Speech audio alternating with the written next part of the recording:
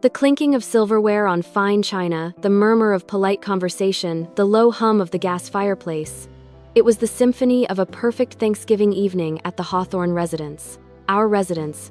A grand colonial-style house nestled in the affluent suburbs of Greenwich, Connecticut, where autumn leaves painted the streets in hues of fiery red and burnt orange, mirroring the inferno of emotions I was desperately trying to suppress.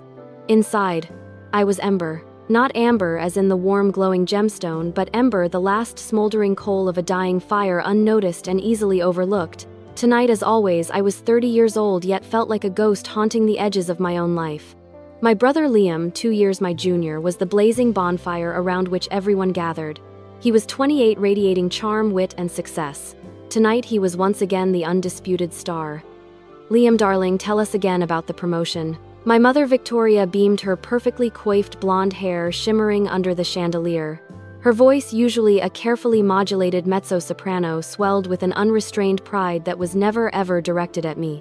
Liam ever so gracefully recounted how he'd landed the coveted senior partner position at his law firm, a feat accomplished years ahead of schedule. My father Richard, a man whose presence commanded silence in any room, nodded approvingly, a rare, almost beatific smile gracing his lips. "That's my boy," he declared, raising his crystal glass. "The future of the firm, I tell you." My heart, a fragile thing beaten into submission over decades, ached. Not with jealousy, not exactly, but with a profound, suffocating sense of invisibility. I'd spent my entire adult life trying to carve out a space for myself to prove my worth beyond merely existing. I was a content manager for a mid-sized tech company, a stable job, decent pay, but utterly unremarkable in the eyes of my parents. I wrote articles, crafted narratives, breathed life into brands, a quiet artistry that went unseen. "And Ember, how's, your work going?" It was Aunt Carol, bless her cotton socks, trying to include me. Her question, though well-intentioned, felt like an afterthought, a quick box to tick before returning to the main event. I managed a tight smile. "It's good, Aunt Carol. We just launched a new campaign for a local bakery." Before I could elaborate on the intricate design process, or the challenge of capturing the essence of artisanal sourdough in 500 words, Mother chimed in a dismissive wave of her perfectly manicured hand. "Oh, that's nice, dear.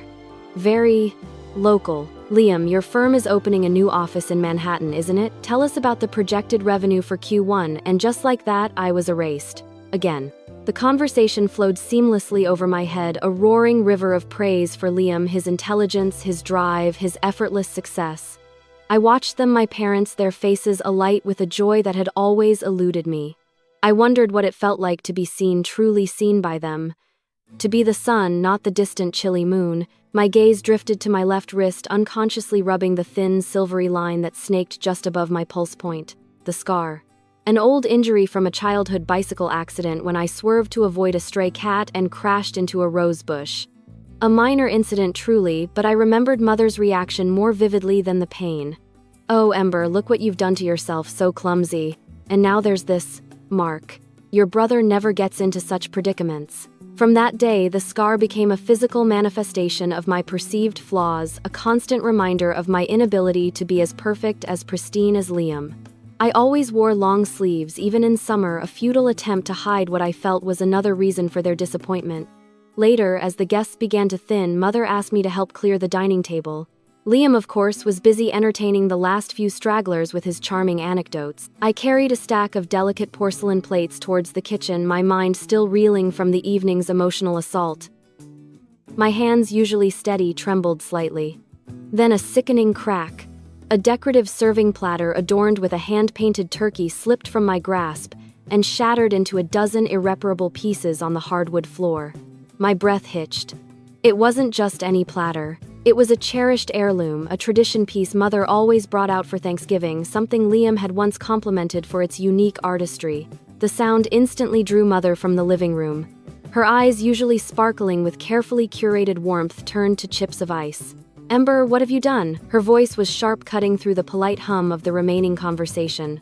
"That was Great Aunt Martha's, handed down through generations. How could you be so careless? Honestly, sometimes I wonder if you do these things on purpose." My father appeared behind her, his face a mask of disappointment.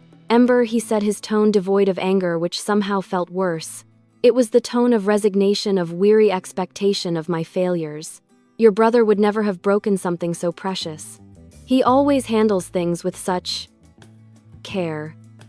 Tears welled in my eyes, hot and stinging, but I refused to let them fall. I'm so sorry, Mother. It was an accident. My hand slipped. An accident, Mother scoffed, bending down to meticulously pick up the larger shards as if my very touch had contaminated them. Just like everything else with you, isn't it always an accident when you break things, when you disappoint us, when you just can't seem to get anything right? Her words, delivered with a chilling calm, were daggers. Each one pierced a layer of the already fragile shield I had built around my heart. Liam, drawn by the commotion, finally strolled into the dining room, a concerned frown on his handsome face. "Everything all right here?" he asked, surveying the broken china.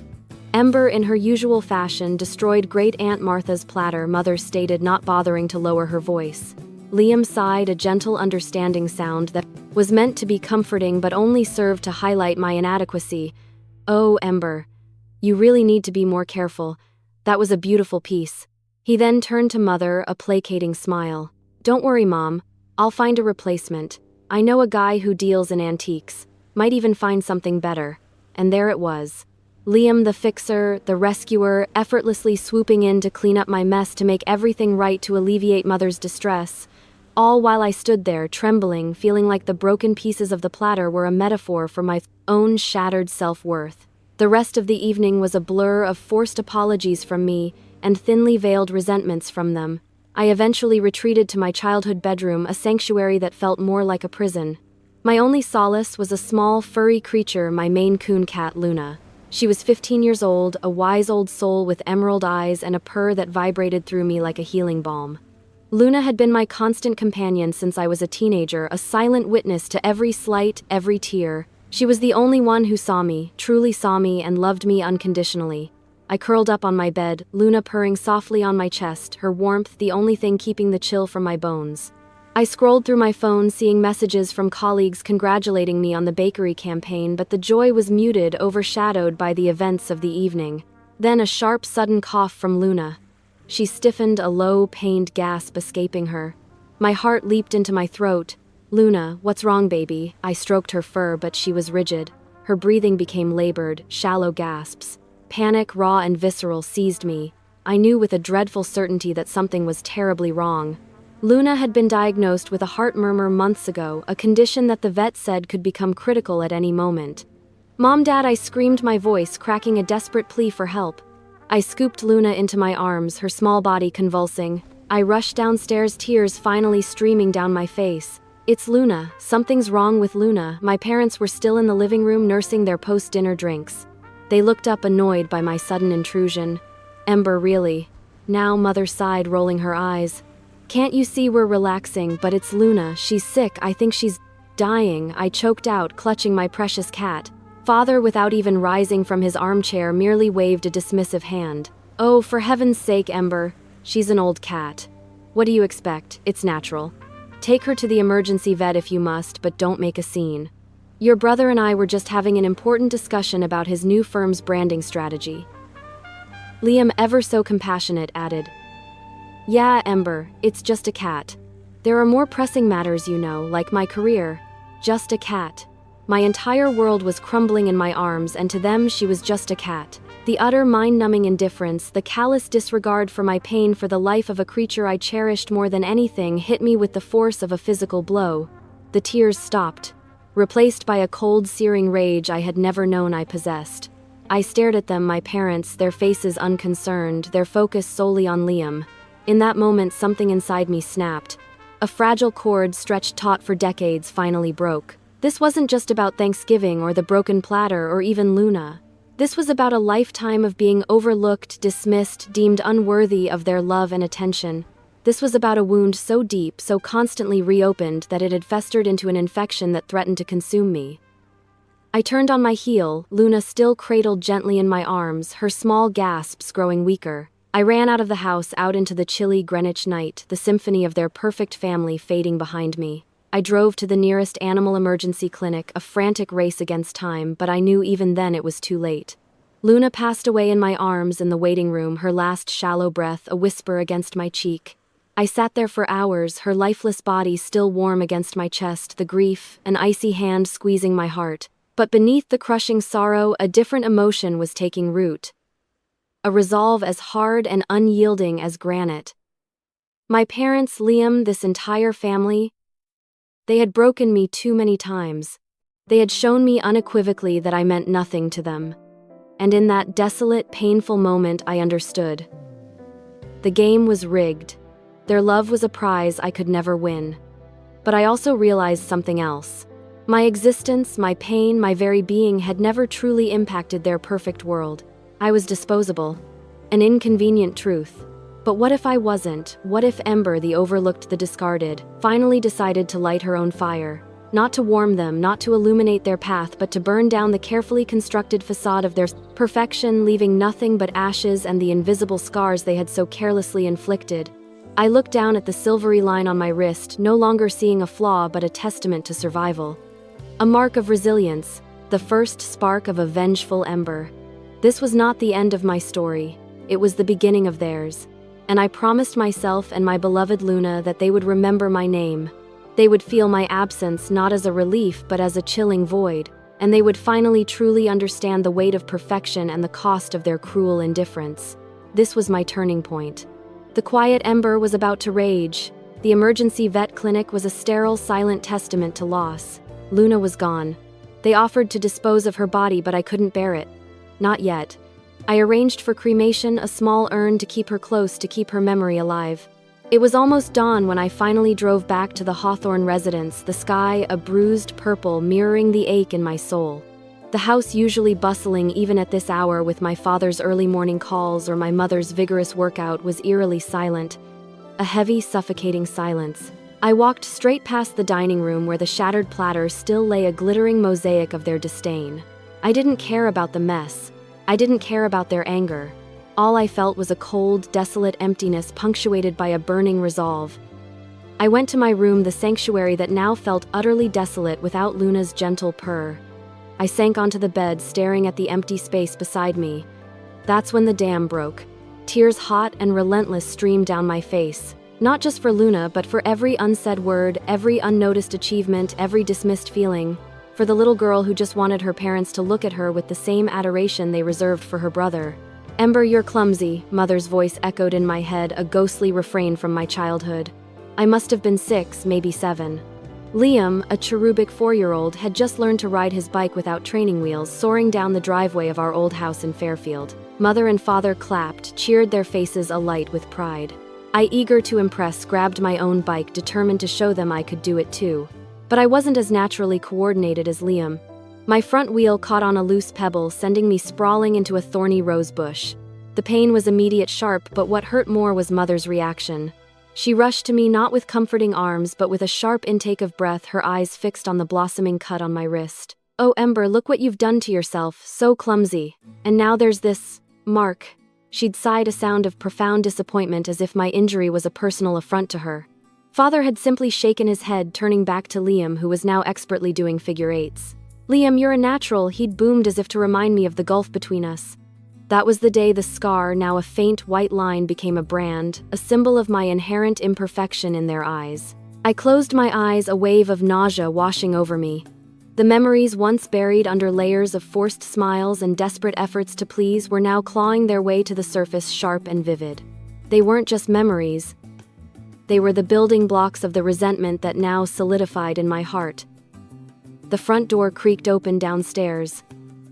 I heard Mother's hushed whispers, then Father's deeper tones. They must have just woken up, or perhaps they'd been up all night celebrating Liam's triumph, oblivious to my desperate flight. I heard their footsteps approaching my door. My heart pounded a drum solo of anxiety and anger. What would they say? Would they finally express concern for Luna? For me, the door creaked open. Mother stood there, her morning face a little softer, but her expression still tight with annoyance. Father loomed behind her, arms crossed. "Ember, are you all right?" Mother asked, but her tone lacked genuine warmth. It was more a formality, a duty. "What was all that screaming last night? You really upset your father, you know." No mention of Luna. Not a single word. My jaw tightened. "Luna passed away," I said, my voice flat, devoid of emotion. I watched their faces. Mother's eyes widened slightly, a flicker of surprise, then a quick dismissive shrug. Father's expression remained unchanged, impassive. "Oh," Mother said, a faint sigh escaping her lips. "Well, that's a shame. But she was old, dear. It was her time." She glanced at the empty bed. "Did you dispose of her body properly? We don't want any unpleasantness." My hands clenched into fists under the covers. Unpleasantness. That's all Luna's death was to them. An unpleasantness. "What about the platter?" Ember, father cut in, his voice gruff. "Your mother is quite upset. That was a family heirloom." The sheer audacity. My beloved companion of 15 years, the only constant source of unconditional love in my life, had just died in my arms, and all they cared about was a broken piece of china. The rage I'd felt earlier, cold and calculating, now flared into a roaring inferno. "The platter," I said, my voice low, dangerously calm, "is in pieces downstairs. Just like everything else in this house. This perfect house. This perfect family." Mother gasped, her hand flying to her chest. "Ember, what are you talking about? We are a perfect family. We have always given you everything." "Everything," I scoffed, a bitter laugh escaping my lips. "You gave me the scraps. The leftovers of your attention, your praise, your love after Liam had taken his fill. You gave me the constant comparisons, the dismissals, the feeling that I was never enough." Father stepped forward, his eyes narrowing. "That's enough, Ember. Don't be dramatic. We've always treated you fairly." Fairly, the word tasted like ash in my mouth. My mind raced back, pulling up more fragmented scenes, pieces of the mosaic that formed my invisible scar. I must have been 10. It was a Saturday morning, bright and sunny. I'd spent hours meticulously drawing a dragon's scales, shimmering wings unfurled, a true masterpiece in my young eyes. I ran downstairs, eager to show my parents. They were in the kitchen, beaming at Liam, who held up a hastily constructed birdhouse. "Liam, that's wonderful. So resourceful, so handy," Mother gushed. Father clapped him on the back. I timidly held up my drawing. Mother barely glanced at it. "Oh, that's nice, dear. A good hobby. But look at what Liam built. That's practical." My dragon, full of life and fire, crumpled in my hand as I retreated unseen. Another memory. High school. I won a regional writing competition, a short story about a girl who felt like an outsider in her own home. I was ecstatic, finally something to make them proud. "I told them at dinner," Father grunted. "Good for you, Ember. Another nice hobby." Then he turned to Liam. "Son, your soccer team made it to the state finals. Now that's something to be proud of." My small victory, my quiet talent, was once again swallowed by Liam's booming achievements. Fairly, I repeated, my voice rising, now shaking with a lifetime of suppressed anger. When I needed braces at 13, I had to work summers babysitting to pay for half the cost. Liam got his 2 years later, no questions asked, all expenses covered. When I applied to state college on scholarships, you lectured me about being realistic. Liam went to Yale, full tuition, no loans paid for by you because he's the future.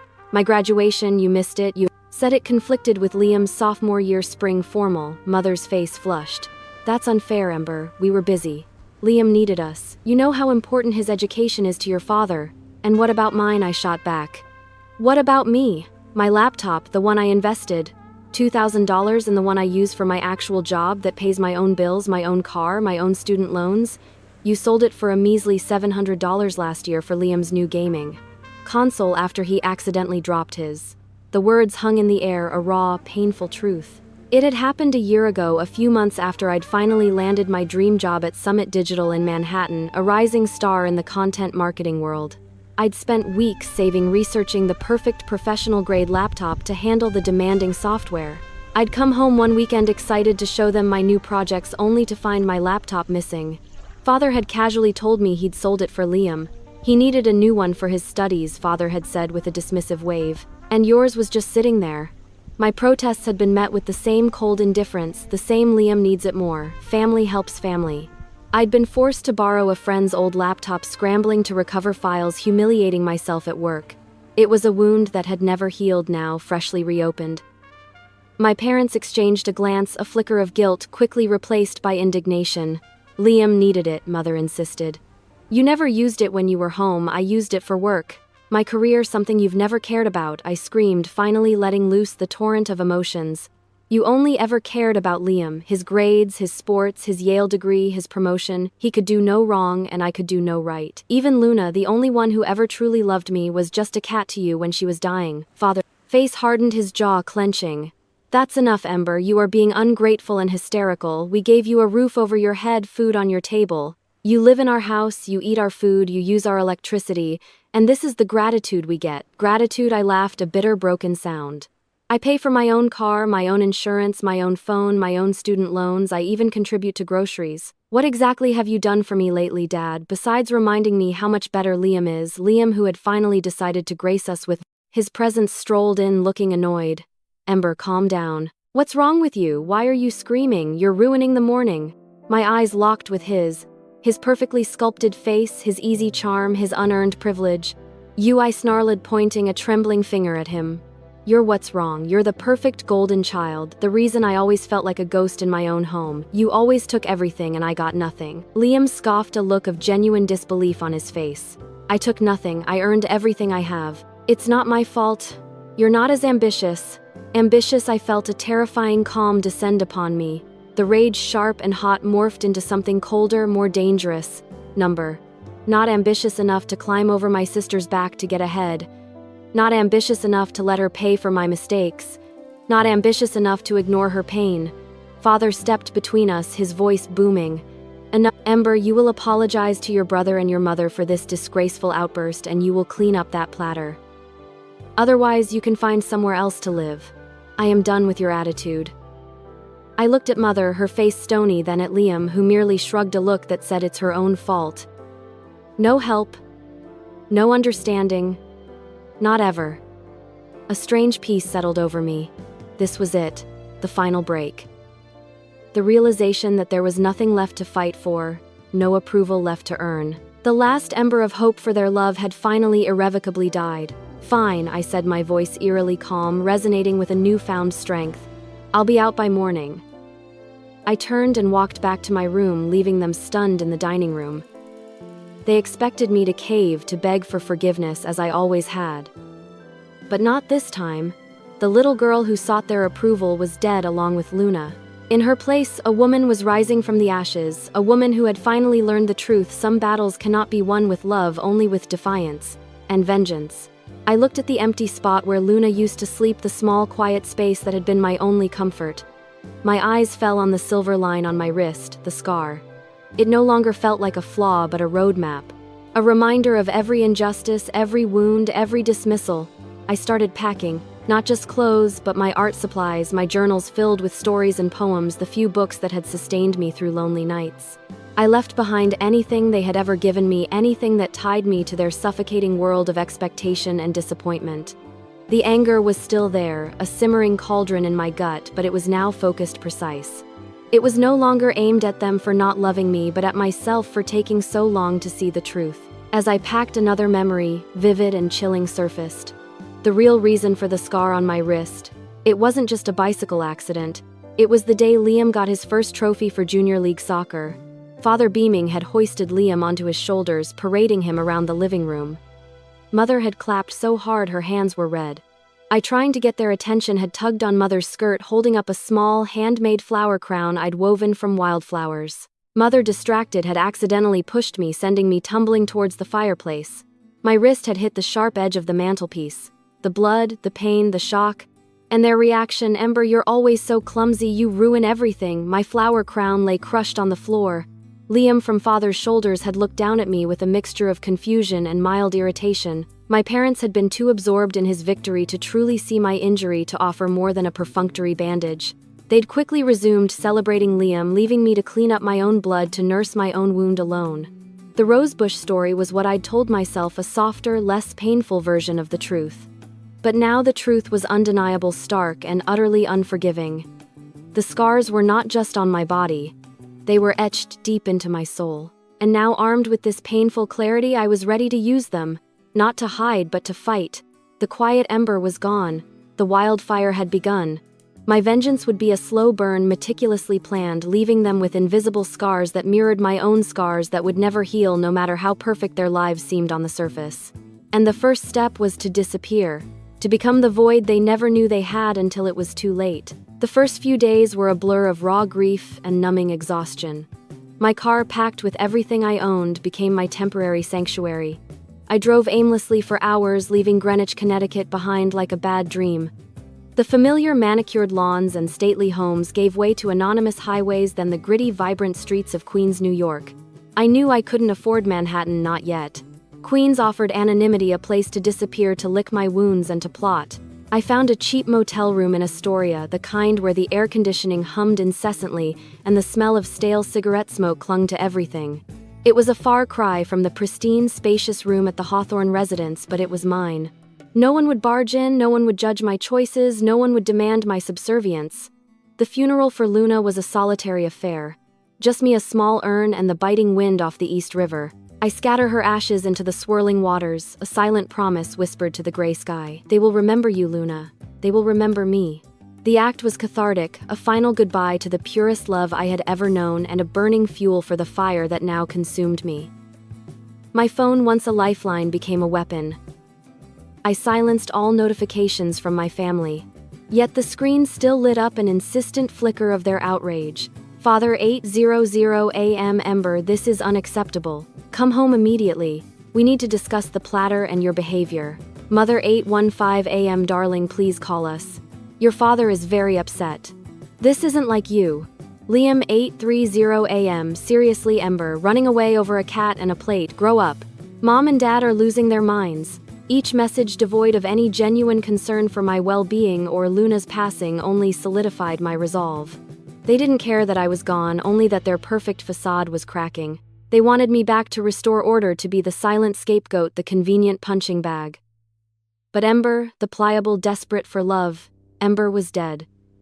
I took a deep breath, the stale motel air filling my lungs. My heart still ached, a hollow cavern where Luna's warmth used to be. But within that cavern a spark ignited. A cold, calculated satisfaction. They were upset. Good. Let them be upset. This was just the beginning. My first act of vengeance was subtle, almost imperceptible. I changed my phone number. Not just blocked them, but a complete severing of the digital umbilical cord.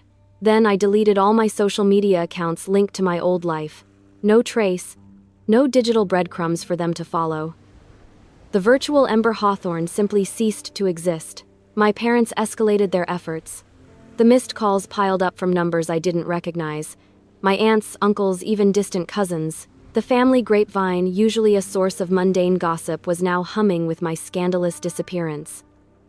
Aunt Eleanor voicemail, Ember honey, your mother is beside herself. Everyone is worried.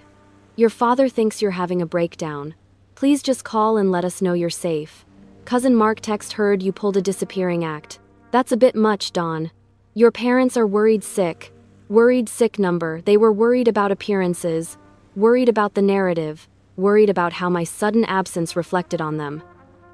The thought, cold and clear, brought a faint, grim smile to my lips. It was a tiny victory, but a victory nonetheless. The pain of being invisible was slowly morphing into the power of being untraceable. My job at Summit Digital was my lifeline, my only connection to stability. I called my boss, Sarah Chen, a no-nonsense woman who had seen it all. Sarah, I need to take a leave of absence, I said, my voice trembling slightly. Personal emergency. I need to move immediately. And I need to work remotely for a while. Sarah, to her credit, listened patiently. Ember, you're a valuable asset. We can arrange remote work for a limited time, but you need to clarify your situation. This is sudden. I took a deep breath. My family. There's been a severe break. I need to sever ties completely for my mental health. I'm starting a new life, literally from scratch. I didn't reveal the true depths of the betrayal, but the raw emotion in my voice was enough. Understood, Sarah said, her tone softening. Take 2 weeks off. Paid. Get yourself settled. Then we'll discuss a remote work arrangement. Keep me updated with your new contact details. Her unexpected empathy, a stark contrast to my family's callousness, brought a fresh wave of tears, but these were different. They were tears of relief, of gratitude for a lifeline I hadn't expected. This was the first brick in my new foundation, a foundation built on my own merit, not on inherited status. The pain was still there, a dull ache, but the satisfaction of professional autonomy of not needing my parents' connections was a potent balm. Finding a new place was challenging. My savings were modest, meticulously built up over years of frugality intended for a down payment on a small condo, a dream that now felt impossibly distant. I found a small, shabby studio apartment in a walk-up building in Long Island City. It had a tiny kitchen, a bathroom that probably hadn't been renovated since the 82nd, and a view of a brick wall. But it was cheap, it was discreet, and it was mine. Every peeling paint chip, every leaky faucet was a testament to my burgeoning independence. Moving my meager possessions was a solitary, grueling task. There were no family members to help, no friends to lend a hand. Just me, a rented U-Haul, and the burning desire to start over. As I unpacked my old art supplies, faded sketchbooks, dusty paintbrushes, I felt a pang of nostalgia. A bittersweet memory of a simpler time when art was pure joy, not an escape. I was 14, my room filled with the scent of lycosy, turpentine, and possibility. I was working on a large canvas, a vibrant, abstract piece that expressed all the chaotic emotions of adolescence. Liam burst in holding a gleaming new basketball. "Check it out, Ember, Dad just bought me the latest Air Jordans," and this he boasted, bouncing the ball. I looked up, momentarily distracted from my art. "That's cool, Liam. Want to see what I'm working on?" He glanced at my canvas, a dismissive flick of his eyes. "Oh, that, still doing your little art projects, don't you ever get tired of that, so messy?" He'd bounced the ball closer, almost hitting my easel. Mother had called from downstairs, "Liam, darling, come down for some cookies. And bring your new ball, your father wants to see you practice." He dropped the ball and rushed off, leaving a faint scuff mark on my painting. The brief moment of artistic vulnerability had been crushed, replaced by the familiar sting of invalidation. The memory spurred me on. I wouldn't let them scuff my life, my art, my soul anymore. The studio, though small, became my canvas. I painted the walls a soothing gray, added splashes of color with secondhand textiles, and set up a small easel by the window, determined to reclaim the pure joy of creation. The next phase of my plan began a month later.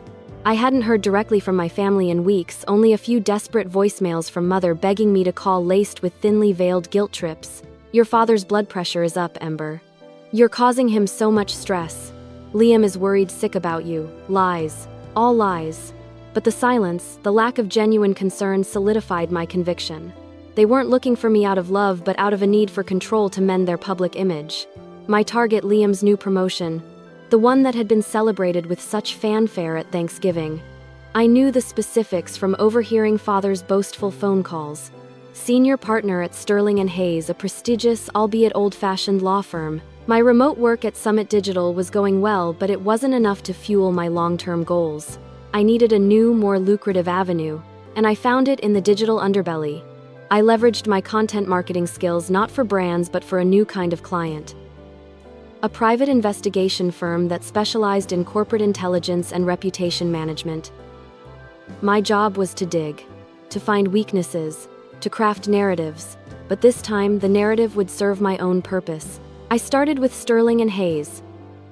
Their online presence was minimal, their digital footprint archaic. Perfect. I delved into public records, news, archives, corporate filings. I cross-referenced names, dates, and transactions. It was tedious work, but the thrill of the hunt, the promise of unearthing their carefully buried secrets, fueled me. The pain of my past was still a heavy cloak, but each piece of information I uncovered felt like a tiny weight lifted. Then I found it. Not a grand scandal, not yet, but a subtle, almost imperceptible flaw. Sterling and Hayes had a long-standing client, a real estate development company named Hudson River Holdings. They were known for aggressive tactics, often skirting environmental regulations. I found a few old, almost forgotten articles about a minor lawsuit from years ago dismissed due to lack of evidence. But the articles mentioned a key legal document, an environmental impact report that seemed suspiciously incomplete. A hunch, a spark. I spent weeks digging deeper, cross-referencing zoning laws, property acquisition documents, and environmental assessments. My content management skills, honed over years of making complex information digestible, now served a different master. I pieced together fragments connecting seemingly unrelated dots. It was like solving a puzzle, each successful click a jolt of satisfaction that temporarily eclipsed the dull ache in my chest. I remembered being a child meticulously assembling a 1,000-piece jigsaw puzzle of a sprawling forest. Liam bored had kicked the box, scattering pieces everywhere. Mother had rushed in not to help me but to scold me for making a mess. "Liam, stop bothering your sister Ember, put that away, it's too complicated for you. Why don't you go outside and play with Liam?" I'd wanted to cry, but I'd learned early not to. Instead, I'd spent hours alone silently putting the puzzle back together piece by painstaking piece. Now I was putting together a different kind of puzzle. A far more dangerous one. I uncovered discrepancies. Minor financial irregularities in Hudson River Holdings' older projects. Nothing criminal on its own, but combined with the environmental report, it painted a picture of a company cutting corners, potentially risking legal trouble. And who was the lead attorney for Hudson River Holdings at Sterling and Hayes? None other than Liam Hawthorne. A cold, hard thrill shot through me. This wasn't about public humiliation yet. This was about creating a ripple, a tremor in their perfect world. I meticulously compiled my findings into an anonymous, impeccably researched report. I didn't send it to the press. Not yet. I sent it to a few key junior partners at Sterling and Hayes discreetly through encrypted channels, making sure it looked like an internal leak. I knew the firm's politics. Junior partners were always looking for an edge, a way to impress the senior partners, or if opportunities arose, to expose weaknesses for their own gain. The waiting was agonizing. The pain of Luna's absence was a constant companion, a heavy blanket of sorrow. I missed her warm body beside me, her gentle purr, her unwavering presence. The emptiness was immense, but intertwined with this grief was a growing anticipation, a dark excitement. Would my little push be enough? Would it cause the chaos I craved? Then a week later I saw a blurb in an obscure online legal journal. A mention of internal restructuring at Sterling and Hayes and a review of client portfolios for risk assessment. No names, no specifics, but I knew. I knew my report had landed. I knew the seed of doubt had been planted. A slow, deliberate smile spread across my face. It wasn't the kind of joy that made your heart soar. It was the grim satisfaction of a surgeon making a precise incision. The first cut. The pain of my past didn't disappear, but it dulled, replaced by a surge of power. For the first time, I felt like I was wielding control. I was no longer a victim. I was an architect of chaos. And Liam, the golden boy, was about to feel the heat. Not just from a promotion, but from the quiet, vengeful ember he had helped ignite. This was a new beginning born from the ashes of my old life, fueled by the very indifference that had once crippled me. And it tasted glorious. Thread. The subtle tremor I'd initiated at Sterling and Hayes was merely a prelude. A whisper before the scream. My anonymous report planted amongst the junior partners had indeed caused a stir, but not the outright explosion I desired. It was a slow burn, a nagging doubt that would fester.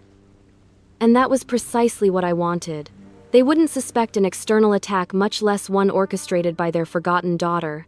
My life in Long Island City continued its quiet, determined rhythm. My studio, once just 4 walls, was now a sanctuary of purposeful action. The sadness for Luna remained a constant echo in the quiet moments, but it no longer paralyzed me. Instead, it fueled a cold, methodical focus. Each day after my remote work for Summit Digital, I transformed into the architect of their undoing.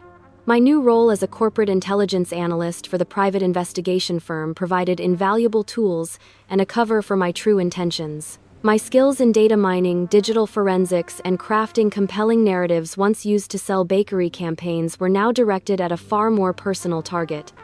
My next move was to expose the cracks within the Hawthorne family itself. Their perfect image was their most prized possession, a carefully constructed illusion maintained for public consumption. And I knew exactly how to dismantle it piece by painful piece. My first target was Mother Victoria. Her obsession with appearances, her meticulously curated social circle, was her Achilles heel. I knew she volunteered extensively for various charity galas and society events in Greenwich, often serving on their fundraising committees. These events were her stage, where she shone as the epitome of grace, generosity, and effortless charm. I began by tracking her online presence, not just her public social media, but also the more exclusive private groups where she boasted about her family's philanthropy. I uncovered a series of emails buried deep in archived public records from a decade ago related to a minor scandal at a local charity. It was a small-scale embezzlement case quickly hushed up involving a former treasurer who had siphoned off a modest sum. Mother at the time had been on the board. The official story was that she had been instrumental in uncovering the fraud. But my digging revealed a different truth. A pattern of neglected oversight, ignored warnings, and a frantic, almost desperate effort to contain the scandal, not expose it. She had pushed for a quiet resolution, prioritizing the charities and her own reputation over full transparency. It wasn't direct complicity, but it was damning negligence, a willingness to sweep inconvenient truths under the rug to maintain the illusion of perfection. More importantly, it showed a tendency to avoid responsibility. I meticulously compiled a dossier complete with old news clippings, redacted email chains I'd managed to reconstruct, and witness statements from low-level employees who had been quietly let go. I formatted it to look like an internal audit, precise and chillingly objective. Then I sent it anonymously, not to the police but to a few key members of the most exclusive charity boards Mother was involved with, the ones whose opinions she valued most. I knew they thrived on gossip and moral superiority. The seed of doubt once planted in their circles would spread like wildfire. The satisfaction was immediate, almost visceral. I imagined Mother's carefully composed face crumbling as subtle whispers followed her, as fewer invitations arrived, as the admiring glances turned to veiled scrutiny. It was a far cry from the pain of Luna's passing, but it was a potent counter-grief, a dark, fulfilling justice. The invisible scar on my soul still throbbed, but each strategic blow I delivered to their perfect world felt like a cleansing fire. Next, Father Richard. His weakness was his pride, his unwavering belief in his own infallible judgment, and his firm's reputation. The initial tremor I'd caused regarding Hudson River Holdings had begun to ripple. I heard through my network at the PI firm that Sterling and Hayes was indeed conducting a quiet internal review, but Father, I knew, would dismiss it as a mere formality, a trivial matter.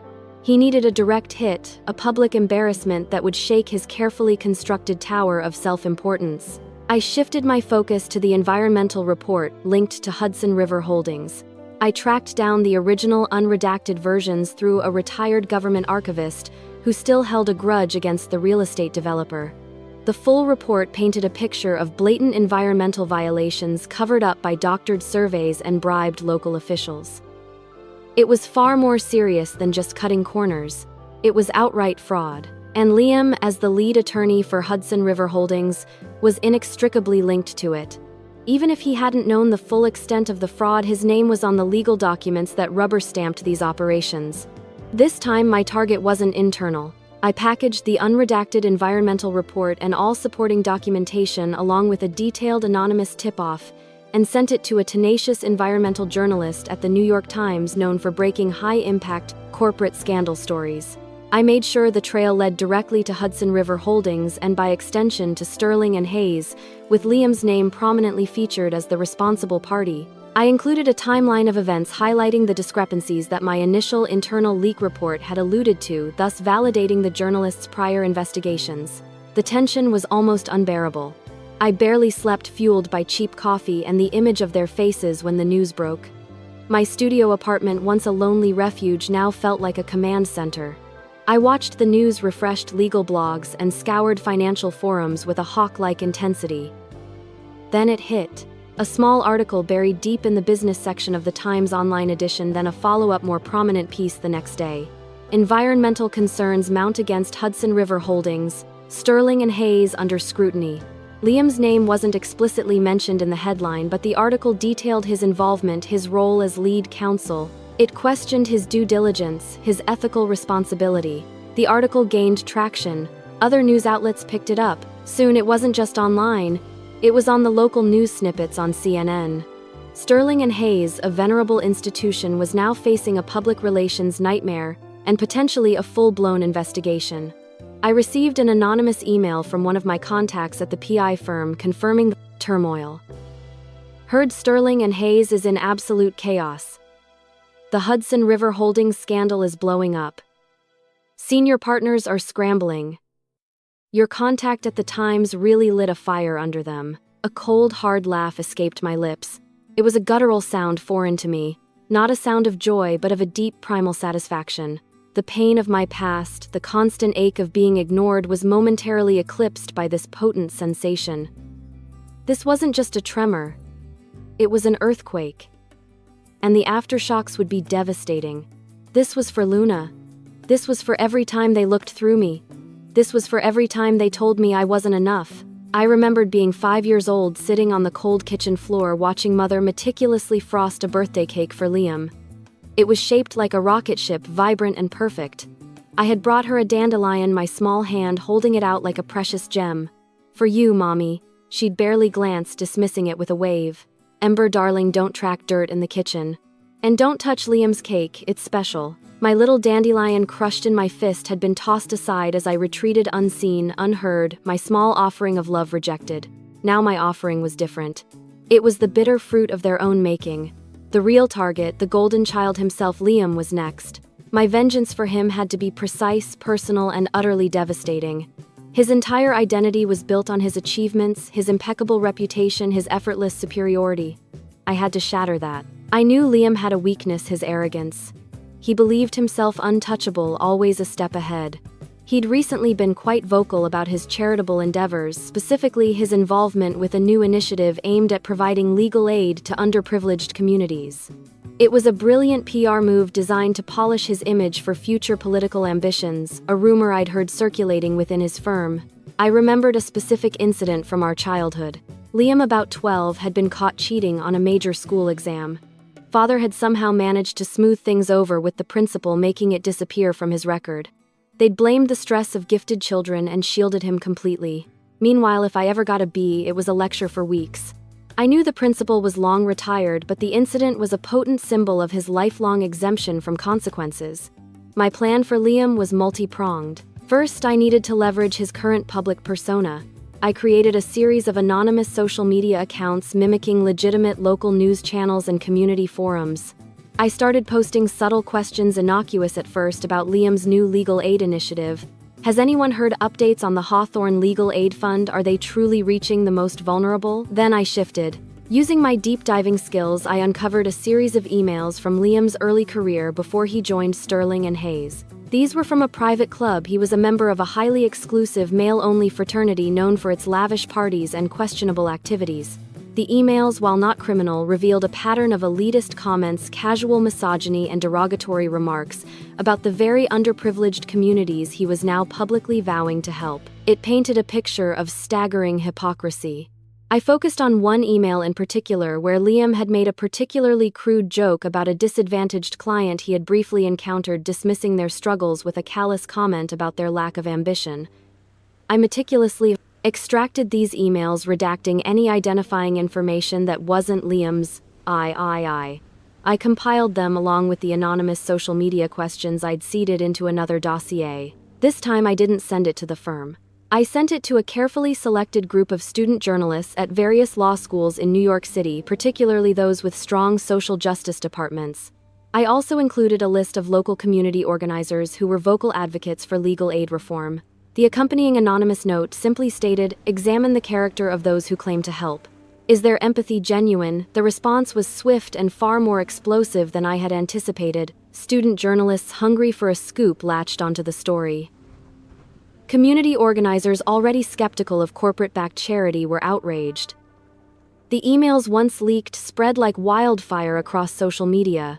Liam Hawthorne, the golden boy of Sterling and Hayes, the aspiring public servant, was exposed as a hypocrite, a fraud, a privileged elitist, using a good cause to burnish his own image. The reports detailed his past comments, juxtaposed them with his current public statements, and questioned the sincerity of his entire legal aid initiative. The backlash was immediate and brutal.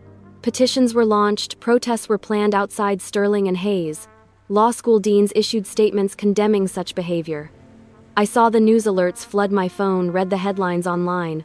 Sterling and Hayes partner faces backlash over hypocritical remarks. Hawthorne's charity initiative under scrutiny. The articles even made mention of the ongoing environmental scandal, further tarnishing his reputation. I sat in my small studio watching the unraveling of Liam's carefully constructed world. The feeling was intoxicating. A potent mix of satisfaction, vindication, and a chilling sense of power. The pain of Luna, of my neglected childhood, of the broken platter and the stolen laptop, it all coalesced into this moment. This was not merely vengeance, it was justice. a cold, hard, undeniable justice. My tears were gone, replaced by a fierce, almost predatory gleam in my eyes. I remembered the day I accidentally broke my arm trying to climb a tree, desperate to retrieve Liam's lost kite. Father had been furious. "Why are you always so clumsy, Ember? Now we have hospital bills and Liam's kite is still gone." Liam, upset about his kite, hadn't even asked if I was okay. I'd spent weeks in a cast, an outcast from their perfect world, my pain dismissed. Now it was their turn to feel the pain. Not physical, but existential. The shattering of their identity, the collapse of their carefully maintained illusion.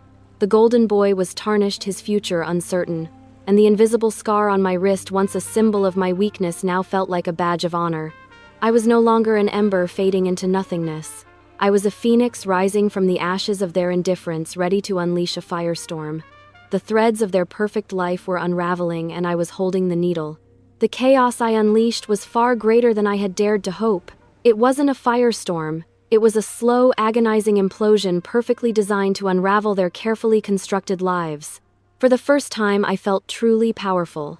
The grief for Luna, the gnawing pain of decades of neglect, hadn't vanished, but it was now overlaid with a cold, almost detached sense of satisfaction.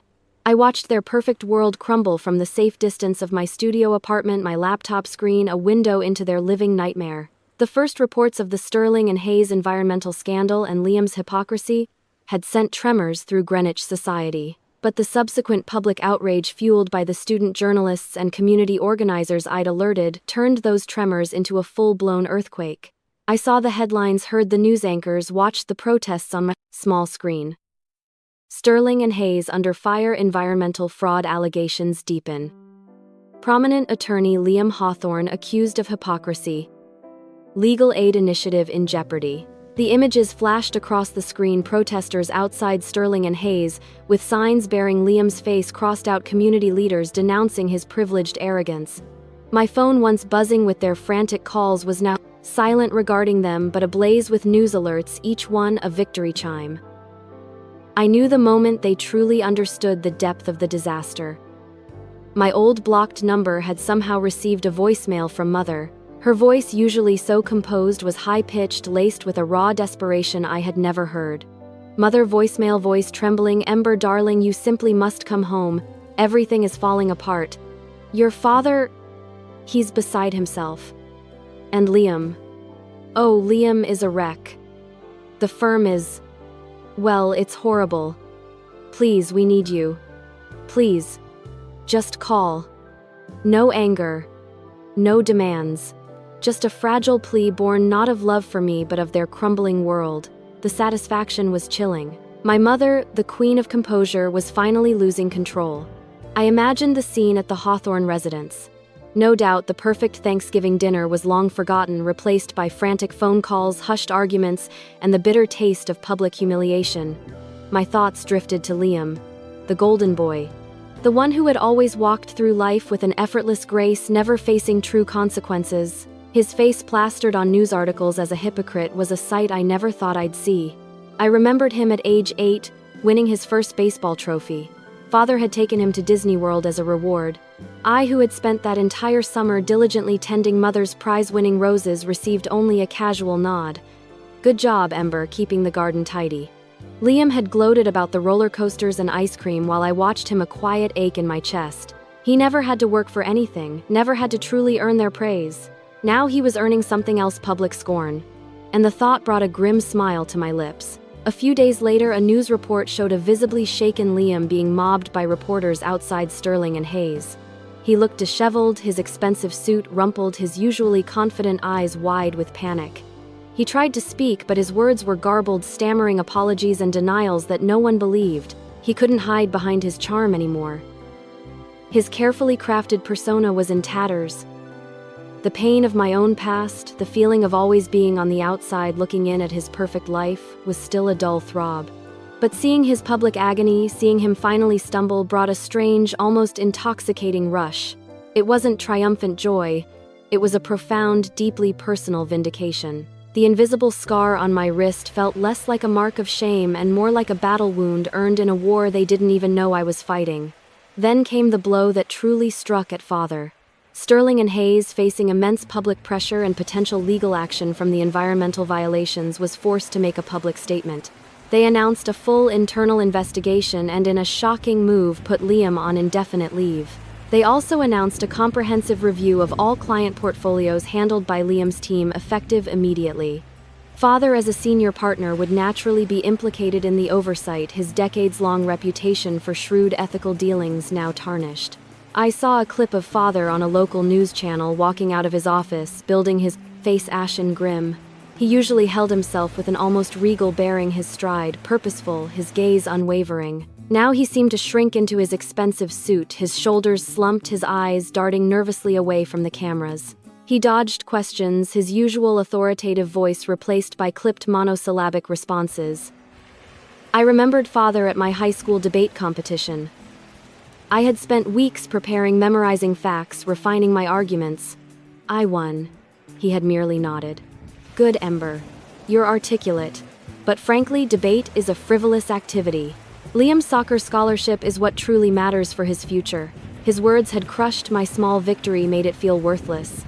He never celebrated my intellect, only his son's physical prowess.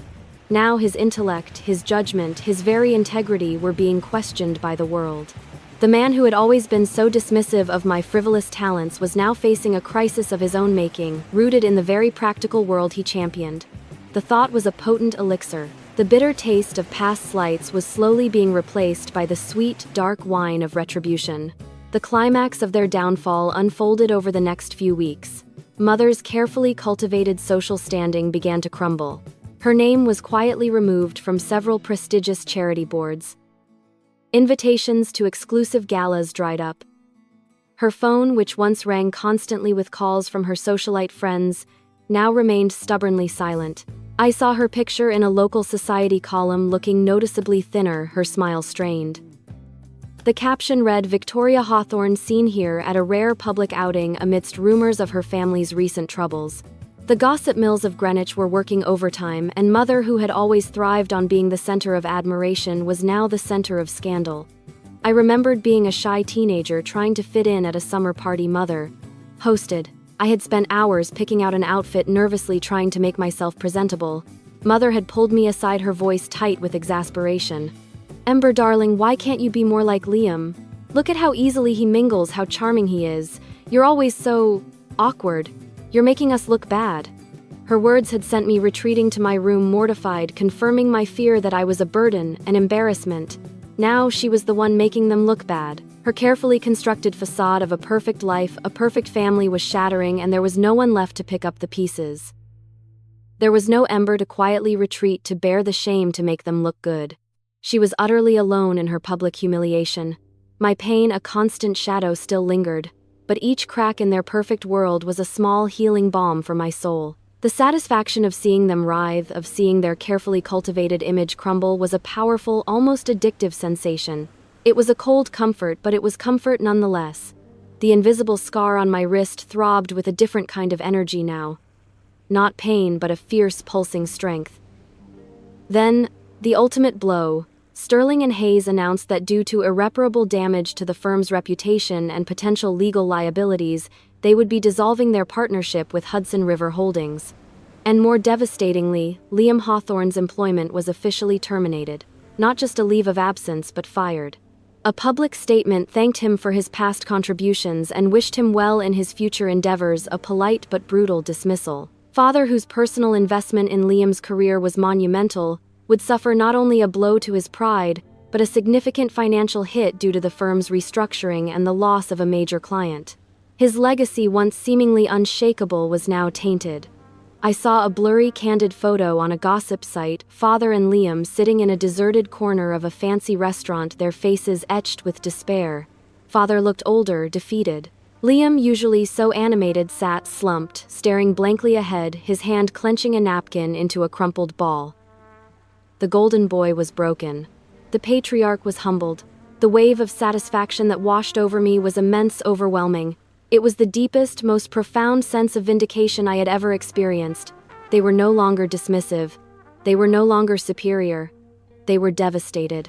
Shocked into silence by the sheer force of the fallout. Their perfect world was in ruins, and I, the forgotten ember, had been the silent architect of its destruction. I thought of Luna, her warm fur, her gentle purr.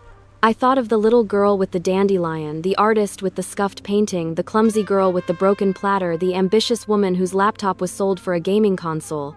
All those moments, all that pain had culminated in this. The ache in my heart was still present, a reminder of the love I would never receive from them. But now it was accompanied by a fierce, undeniable sense of justice. They hadn't acknowledged my existence, hadn't valued my worth, hadn't cared for my pain. Now they were forced to acknowledge their own. And in their silence, in their brokenness, I found a powerful, albeit dark form of peace. They were finally seeing, truly seeing, the devastating consequences of their actions. The invisible scar on my soul, though still there, felt lighter, as if a great weight had been lifted. The game was over. I had won. The dust settled, leaving behind a desolate landscape, not of rubble and ruin, but of shattered reputations, broken pride, and the chilling silence that follows a storm. Liam was fired, Sterling and Hayes was reeling, and the Hawthorne name, once synonymous with old money and impeccable standing in Greenwich, society, was now whispered with a mix of pity and scandal. My retribution was complete. Yet the overwhelming triumph I had anticipated wasn't quite what I felt. Instead, a profound quietude settled over me, a melancholic understanding of the emptiness that even the most perfectly executed vengeance could leave behind. The pain for Luna, the gnawing ache of a lifetime of neglect, was still there, a phantom limb that throbbed in the stillness. But the desperate craving for their acknowledgement, for their love, had finally died. One cold gray afternoon, a small, unassuming package arrived at my studio apartment. No return address, but I knew immediately who it was from. Inside, nestled amongst layers of tissue paper, was a small, crudely carved wooden box, and a handwritten letter. It was from Mother. Her handwriting, usually elegant and flowing, was shaky, the ink smudged in places. "Ember, my dearest Ember," the letter began. "I don't know if this will even reach you. We've tried everything. Your father, he's not well. And Liam? He's completely lost. He blames us, Ember. He blames us for everything. And he's right." My breath hitched. My perfectly composed, blame-shifting mother admitting fault. The shock was palpable. "He found that report you sent to the firm about Hudson River Holdings. And then those emails. Oh, those dreadful emails. He confessed everything, Ember. About the cheating in high school, how your father covered it up, how we always made excuses for him, and he told us about your laptop. Your father swore he'd only borrowed it for a few days, that he'd intended to return it. He said you barely used it anyway. But Liam admitted, he badgered your father into selling it so he could buy a new gaming console. He manipulated him, Ember, just like he's always manipulated us to get what he wanted." My fingers tightened around the letter, crumpling the edges. Liam, my golden brother. My mind flashed back to the day the laptop disappeared. The casual dismissiveness of my father, the lack of apology, and now this truth. He didn't just conveniently benefit from their favoritism, he actively exploited it, even against me. The cold rage, long dormant, flared again. It wasn't just my parents. Liam himself had been a participant in my erasure. The letter continued, each word a slow, agonizing confession. And the charity work, Ember. Oh God, the charity work. Someone sent a dossier to the board. It exposed all my poor oversight, how I tried to cover things up to save face. My reputation, it's in tatters. No one calls anymore. My social life, my standing, it's all gone. Your father says it's all you're doing. He swears he'll ruin you if he finds you. But I think he's finally broken, Ember." I closed my eyes, picturing Mother stripped of her social standing, her carefully constructed world in ruins. It was exactly what I had intended. Yet the image wasn't as satisfying as I thought it would be. Only a deep, quiet sadness. The thought of her truly alone, without her endless distractions and superficial connections, was a bleak one. She had spent her entire life chasing an image, and now that image was shattered, leaving her with nothing. Liam, he's in therapy now, the letter continued, almost illegible at this point. He finally admitted he's been battling a gambling addiction for years. That's why he was always short on cash, always making your father bail him out, always needing new things. That's why he wanted your tuition money, Ember, years ago when you went to state college. He didn't need it for Yale, he needed it for his debts. Your father, he always protected him. Never told me the extent of it. He wanted to maintain the perfect image even for us. Liam confessed everything during a session. And he asked about you, Ember. He asked if you were safe. If you were happy, he said. He said he was sorry. Truly sorry. For everything. The admission about Liam's gambling addiction was a punch to the gut. The expensive private university with all expenses covered was a facade. My tuition money, the family helps family mantra. It had all been a desperate attempt to cover up Liam's escalating problems, hidden from me, hidden from Mother, to maintain the illusion of their perfect son. The betrayal was deeper, more insidious than I had ever imagined. My savings, my future apartment, my sense of security, all almost sacrificed for Liam's secret vice. The quiet rage returned sharp and clear. Then I looked at the small wooden box Mother had sent. I opened it. Inside, on a velvet cushion, lay a small tarnished silver locket. It was engraved with a single delicate rose, and beside it a faded miniature photograph. It was me at 5 years old, holding up a dandelion, beaming my flower crown adorning my head, and a tiny shy smile on my face. A moment before the chaos, before the push, before the scar. The locket was one I'd received from my grandmother, a gift she'd given me on a rare visit long before she passed. "This rose is for you, Ember," she'd said, her eyes warm and knowing. "You are beautiful, strong, and resilient, just like a rose. Don't ever let anyone tell you otherwise." Mother had always dismissed it as cheap trinket. Yet here it was, sent back to me. The last paragraph of the letter was scrawled tear-stained. "Your grandmother. She always saw you, Ember. We never did. We were so caught up in the image. In making Liam perfect.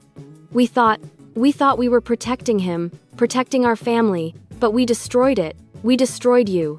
Your father, he started going to therapy too. He finally understands the weight of what he did. What we did. He sees now that his relentless push for perfection for Liam, for our family, wasn't love. It was control. It was fear. He misses you, Ember. In his own broken way, he misses you. I miss you. We both deserve this. This emptiness. This silence. But if you're out there, Ember, please know we're sorry. Truly sorry. And we hope you found peace. Your Mother." I finished reading, tears finally blurring my vision. Not tears of sorrow for them, but tears for the little girl I used to be. For the decades of yearning, for the love that never came, for the family that never saw. The truth laid bare was agonizing. Their apologies, belated and born of utter despair, felt hollow, too little too late. But the acknowledgement, the stark realization of their own cruelty and blindness was finally here.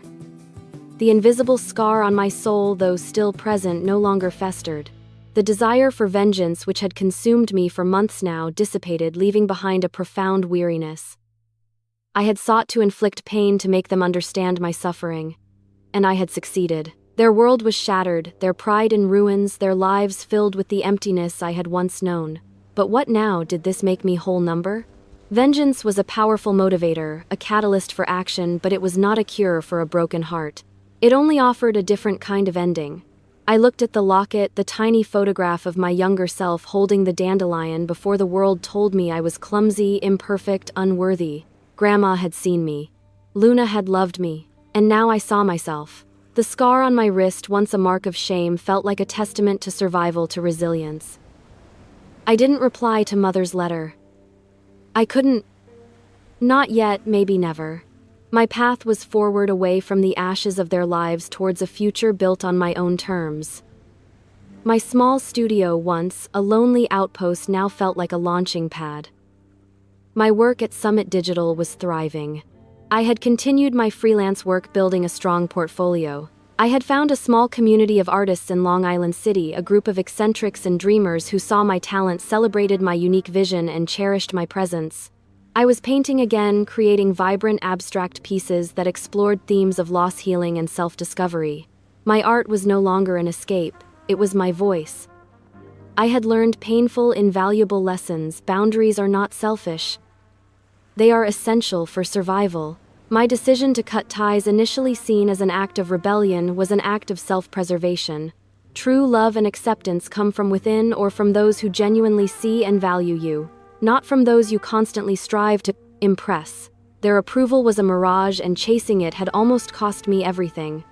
The pursuit of perfection, especially at the expense of others, leads only to emptiness and destruction. My parents' obsession with Liam's perfect image destroyed not only me but eventually their own family. Forgiveness, if it comes, must be for oneself first. I may never truly forgive my family for the pain they inflicted, but I had learned to forgive myself for allowing it to define me for so long. The path of independence was neither easy nor straight, but it was mine. I was no longer an ember fading into nothingness. I was the phoenix, truly risen, my wings spread wide, carrying the invisible scars of my past, not as burdens but as reminders of the strength it took to fly. The vengeance was a necessary fire to clear the old forest, but the true journey was about cultivating a new one, lush and vibrant on my own terms. As summer faded into fall, bringing with it the crisp air and golden hues that once reminded me of Thanksgiving at the Hawthorne residence, I felt a new sense of peace. I was celebrating my own quiet victories now. A successful project at work, a new art piece I was proud of, a shared laugh with my new friends over coffee. My life was filled with genuine connections built on mutual respect and shared passions. The craving for their validation was gone, replaced by a deep, abiding self-worth.